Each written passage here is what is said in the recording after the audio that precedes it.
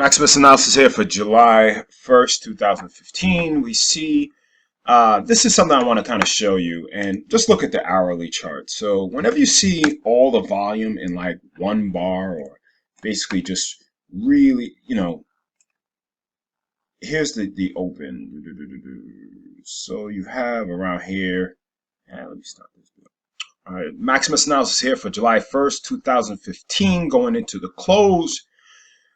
We didn't have much. If you look on the daily, you can see that we pretty much faded at a certain level. Again, we're looking at 2076. Maybe if you could get up to 2090, 2092, maybe, which would be a good retrace to short into. Again, if they don't hold these lows of 2054, we could see, go short into the weekend with a very, very small position.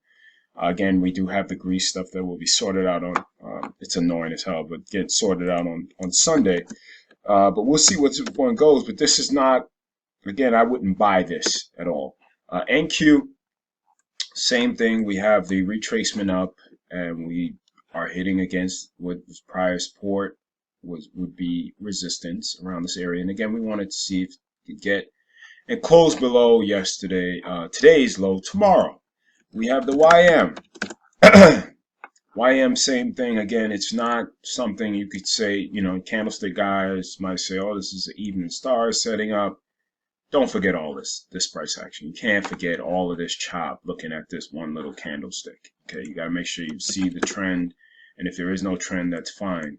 You had the reversal here on IWM. So again, we'll see how much juice it has going into the weekend. Apple didn't really do a thing. Again, it's just giving a slight little retracement. Again, close tomorrow below, or opening below would be kind of interesting. If tomorrow it broke today's low of the day. Google. Again, it's just sideways right now. And who are they going to crush going into tomorrow is a bigger question as well. Weekly puts or weekly calls, because remember, we have a short week. They're not going to be open on Friday, so that kind of sucks as well. Tesla is still looking good to the upside. Netflix, again, if you're really aggressive, you're looking at something like this. But I'd rather wait for it to, in a crack below that to go down. But again, I would wait for something a little bit cleaner, quite honestly. Amazon is still sideways. You had Baidu, which I mentioned yesterday, went down almost $2 and gave it back up. So I did not take this. And the reason I didn't take it, and I hope, and maybe this is a trading nugget or what, but we had, from my original sell signal that I didn't take, again, as I wasn't looking at this name, it was already down 1, 2, 3, 4, 5 days. Okay. After 5 days, I'm looking for a retracement up, or looking to get to my target, which again for this name would have been around this area right here. So my target would be around here, this 180 area. If I'm already in, I'm locking in profits on the option. I probably put my stop above here. I definitely would have put it above here today.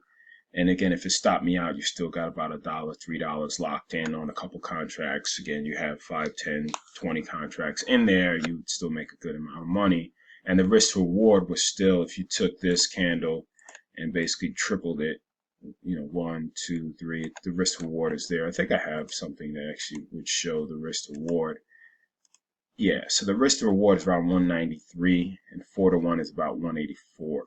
185. So again, that makes sense. But the market, again, it's in an area. I don't know why. I'm just like, I don't want to go long going into Thursday, and I definitely don't want to go long over the weekend if I don't have to.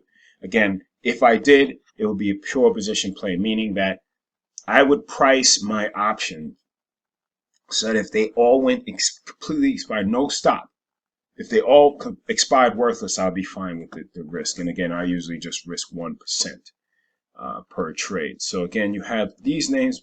You had crude actually finally broke down. So you can look at crude, and you can see that it broke down in a pretty good way from the sideways channel. And again, you look at this, and people kept looking at just this information. And then I would say, pull the damn chart back so that you could see what was going on here. And again, hindsight is 2020. I didn't know where the hell it was going to go. But again, you could, people do their wave counts in here and pretty much just say 1, 2, 3, 4, 5, lower high, down. That's easy. Again, that's easy hindsight. Now, you just want to say, okay, what was prior support should look as resistance. So you're just looking for a flag to get down, come back into this region, and head down lower. Okay, and heading down lower, I mean coming to this 44 range at least to the downside, and potentially getting to like this 30 something range. If you kind of look at a weekly, you will see that coming down to this time frame is very, very feasible regarding the weekly. So we'll see what happens and how, if it starts to wake up now, because crude typically has a 1 to 2 to 3% move within the day, and it has just been painfully, it chopped me up a couple of days. I'm not even gonna lie. So it's kind of annoying, but again, going into this Greece annoyance, again, the bulls have not showed up in any way, shape, or form yet. So let's see what happens and trade them light, man. It's a holiday week, which the volume tomorrow might be extremely weak. These guys already might be on the LIE going to the Hamptons. So don't get caught out there with their junior brokers just hunting stops. So let's see.